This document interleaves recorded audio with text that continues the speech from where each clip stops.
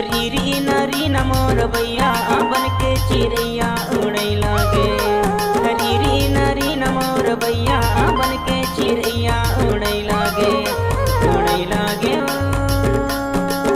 तोर मायके के माया छूटै लागे दो। उड़ै लागे तोर मायके के माया छूटै लागे दो।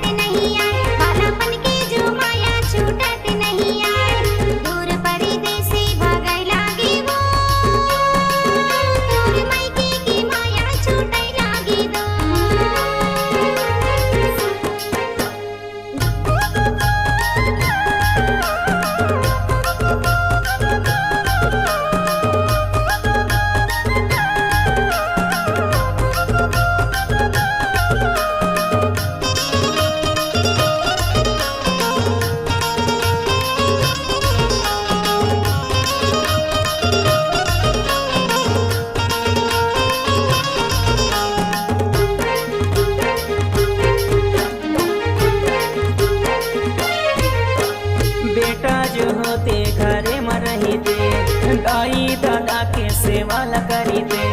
बेटा जो होते घरे में रहते दाई दादा के सेवा ल करीते।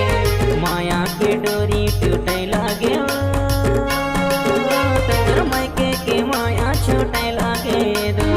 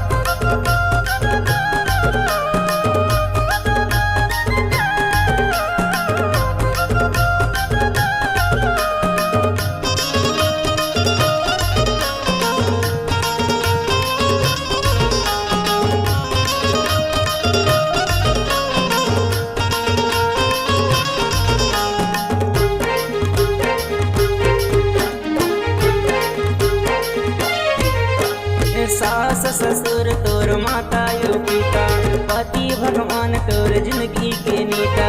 सास ससुर तोर माता यो पिता पति भगवान तोर जिंदगी के नेता। पराए घर के रिश्ता जुड़े लागे तोर मायके के